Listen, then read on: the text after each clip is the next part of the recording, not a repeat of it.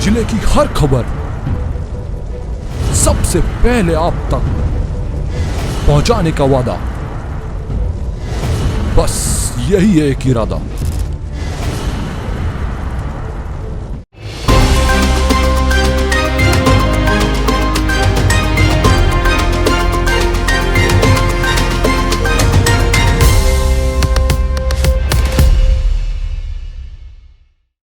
नमस्कार, आप देख रहे हैं पद्म 24/7 कृष्णा संडे के साथ। चलिए न्यूज बुलेटिन की शुरुआत करते हैं हेडलाइन से।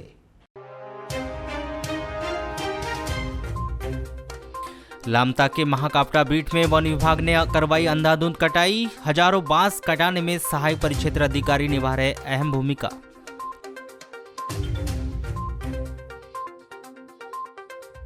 सेवा पुस्तिका के अनुमोदन के नाम पर शिक्षकों से वसूली। आजाद अध्यापक संगठन ने उठाई आवाज। ग्राम पंचायत रूपजर के ग्रामीणों ने सड़क पर लगाया धान का रोपा। सड़क न बनने पर जताया आक्रोश। चुनाव बहिष्कार की दी चेतावनी। टीकाकरण केंद्रों में गर्भवती महिलाओं को लगाया गया कोविड वैक्सीन। बालाघाट सहित अन्य 3 तहसीलों में गर्भवती महिलाओं में नहीं दिखा रुझान।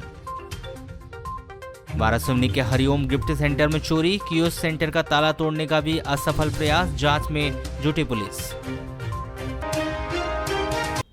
नगर के ग्राम छोटी कुमारी में घर के अंदर रखे पेटी से सोनी चांदी के जेवरातों की चोरी हो गई। चोरी किए गए जेवरातों की कीमत 30,000 रुपये बताई गई। कोतवाली पुलिस ने ग्राम कुमारी निवासी जीराबाई बिसाने के द्वारा किए गए रिपोर्ट पर अज्ञात आरोपी के खिलाफ मामला पंजीबद्ध कर कार्रवाई शुरू की है। जानकारी के मुताबिक मीराबाई के द्वारा 14 जुलाई को घर में पेटी में जेवर रखे गए थे। 21 जुलाई को जीराबाई ने राशन लेने के लिए राशन कार्ड निकालने पेटी खोला तो वहां जेवरात नहीं थे। इस संबंध में जीराबाई ने अपने बेटी स्वाति से पूछताछ की। जेवर के विषय में किसी भी प्रकार की जानकारी उसे नहीं मिल पाई, जिस पर मीराबाई के द्वारा जेवर चोरी किए जाने के संदर्भ में पुलिस में रिपोर्ट दर्ज करवाई गई है। विश्वविद्यालय के निर्देशों के तहत ओपन पद्धति से ली गई परीक्षाओं के तहत पीजी कॉलेज में जमा कराई गई उत्तर पुस्तिकाओं की जांच को लेकर तेजी से मूल्यांकन कार्य किया जा रहा है। पीजी कॉलेज प्रबंधन की माने तो 15 दिनों के भीतर बीए प्रथम वर्ष छिंदवाड़ा विश्वविद्यालय और बीए फाइनल जबलपुर विश्वविद्यालय की उत्तर पुस्तिकाओं की जांच पूर्ण कर ली जाएगी, जिसके बाद नतीजे विश्वविद्यालय के निर्देशों पर घोषित किए जा सकते हैं। इस संदर्भ में चर्चा के दौरान केंद्र अध्यक्ष एनएम कुरैशी ने बताया कि उच्च शिक्षा विभाग के निर्देशों के तहत कोविड-19 के चलते इस बात को ओपन बुक पद्धति से परीक्षाओं का आयोजन किया गया था, जिसके तहत स्नातक प्रथम वर्ष की उत्तर पुस्तिकाओं का मूल्यांकन कार्य कॉलेज स्तर पर ही किया जा रहा है और यहाँ प्रगति पर है। 15 दिनों के भीतर मूल्यांकन कार्य समाप्त हो जाएगा, जिसके बाद परीक्षा परिणाम घोषित किए जा सकते हैं। उन्होंने बताया कि जबलपुर विश्वविद्यालय बीए फाइनल की कॉपी अभी पीजी कॉलेज की में जांच चल रही है। इसके अलावा जो उत्तर पुस्तिकाएं जमा की गई है उन्हें विश्वविद्यालय मूल्यांकन के लिए भेजा जा चुका है। चेक की जानी। देखिए, रानी दुर्गावती विश्वविद्यालय की सारी उत्तर पुस्तिकाएं जबलपुर ही वापस जा रही हैं। केवल छिंदवाड़ा विश्वविद्यालय की कॉपी ही यहाँ पर उनका वैल्यूएशन हो रहा है। सर, कौन से लगभग कितनी कापियाँ चेक हो चुकी हैं, कितना फीसदी? देखिए, आरडीवीवी में तो एक भी कॉपी चेक नहीं हुई है, क्योंकि वो सब जबलपुर जाने वाली है ना।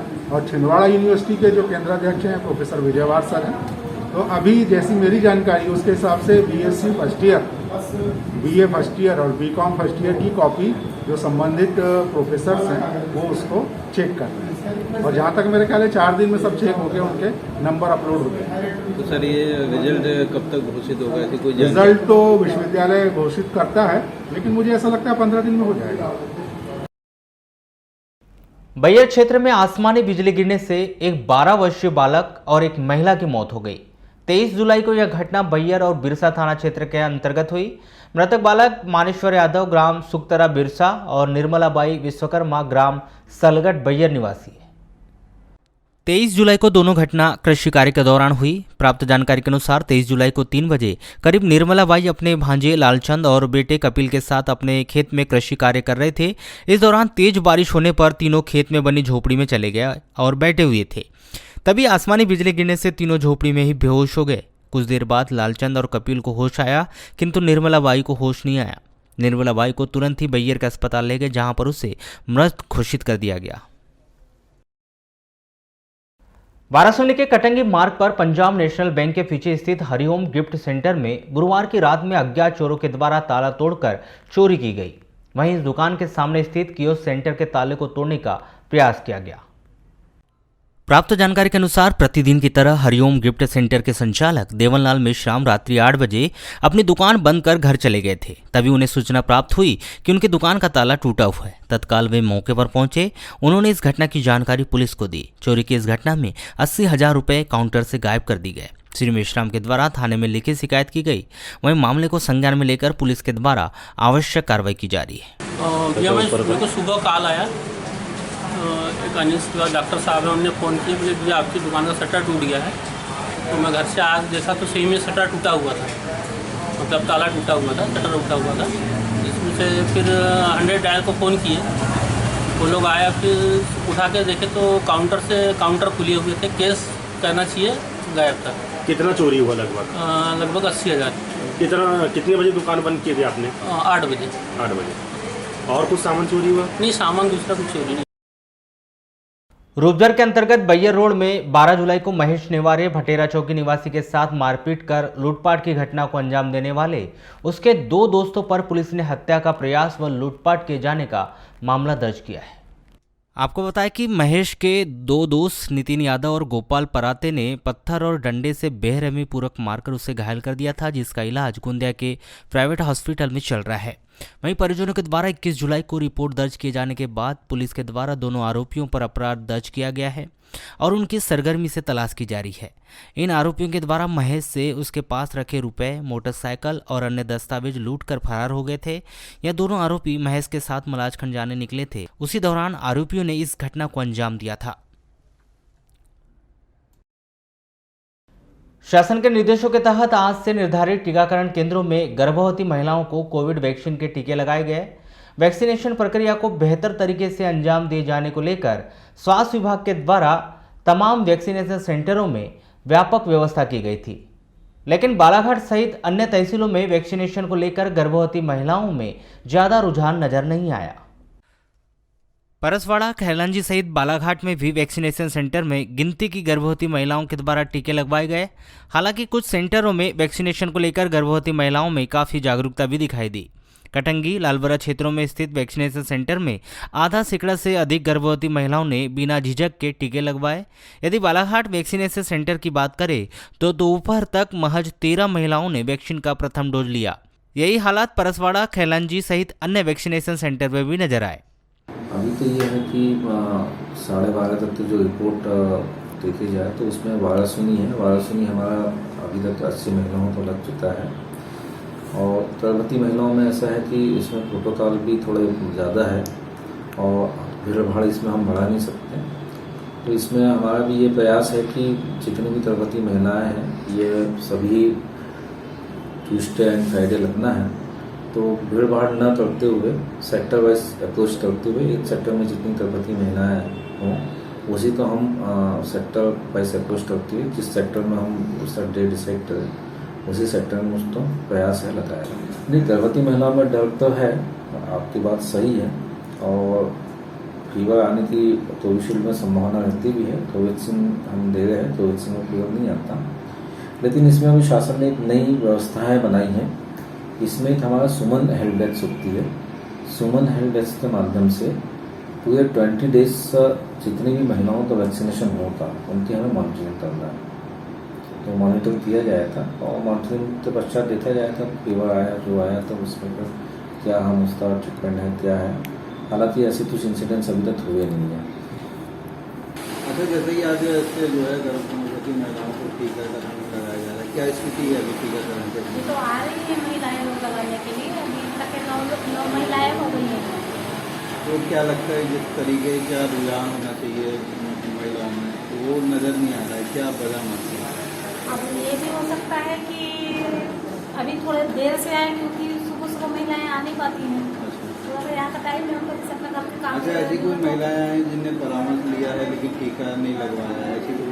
नहीं, ऐसे नहीं, ऐसे कोई नहीं है। अच्छा, लगभग लोग आते हैं, जानकारी लेते होंगे आपसे?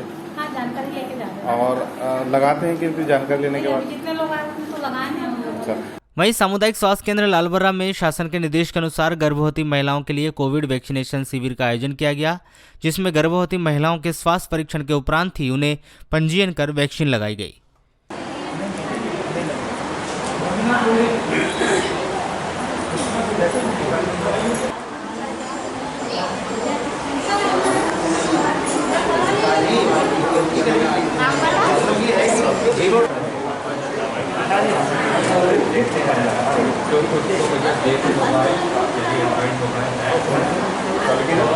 से गर्भवती महिलाओं को कोरोना वैक्सीनेशन लगाने का आदेश जारी किया गया है। इसके अंतर्गत आज CSC लालबर्रा में कोविड वैक्सीनेशन गर्भवती महिलाओं को लगाया जा रहा है। इसमें पहले से उन्हें रजिस्ट्रेशन करने की आवश्यकता नहीं है, यहीं आके रजिस्ट्रेशन करेंगे, ऑन स्पॉट रजिस्ट्रेशन किया जा रहा है और उनकी सारी जानकारी नोट की जाती है और उन्हें उनके 9 महीने तक फॉलोअप किया जाएगा। उन्हें किसी भी तरह की दिक्कत रहेगी तो उनके आवश्यक शासन के निर्देशानुसार कार्रवाई की जाती है। तो इसमें सर जानकारी कैसे क्या दी जा रही है गर्भवती महिलाओं को कि अस्पताल आज ही के दिन आना है या कब आना है उनको?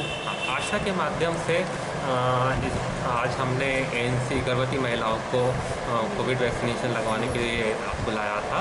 इसमें मंगलवार और शुक्रवार, विशेषकर मंगलवार और शुक्रवार गर्भवती महिलाओं को CSC लालबर्रा में कोरोना का टीका लगाया जाएगा। समय के अनुसार शेड्यूल बना के आशाओं को एरिया वाइज आशाओं को जानकारी दी जाएगी गर्भवती महिलाओं को लाने के लिए। गांव को शहर से जोड़ने और प्रत्येक गांव को पक्की सड़कों की सौगात देने के लिए जहां एक ओर केंद्र सरकार व राज्य सरकार के द्वारा अनेक योजनाएं चलाई जा रही है, वहीं मुख्यमंत्री सड़क योजना और प्रधानमंत्री सड़क योजना के अंतर्गत प्रतिवर्ष लाखों रुपए खर्च कर प्रत्येक गांव को पक्की सड़कों की सौगात देने का दावा किया जा रहा है। बावजूद इसके कि जिले के ऐसे कई गाँव हैं जो शहरों से नहीं जुड़ पाए। जिले में ऐसे कई पंचायतें हैं जहां आज भी कच्ची सड़क गड्ढों में तब्दील दिखाई दे रही है। जनपद पंचायत परसवाड़ा के अंतर्गत ग्राम पंचायत रूपझर के ग्रामीणों ने पक्की सड़क न बनने पर अपनी नाराजगी व्यक्त करते हुए कीचड़ से भरी सड़क पर धान का रोपा लगाकर प्रदर्शन किया। वहीं नेताओं जनप्रतिनिधियों पर अपना वादा न निभाते हुए ग्रामीणों की उपेक्षा किए जाने का भी आरोप लगाया, जिन्होंने जल्द से जल्द पक्की सड़क की सौगात न मिलने पर पंचायत सहित आगामी समय में होने वाले सभी चुनावों का बहिष्कार करने की चेतावनी दी। ग्राम रूपझर में रोड नहीं है और रोड में इतनी तकलीफ है कि आज की स्थिति में यहाँ पहरा लगा रहे हैं लोग, है ना।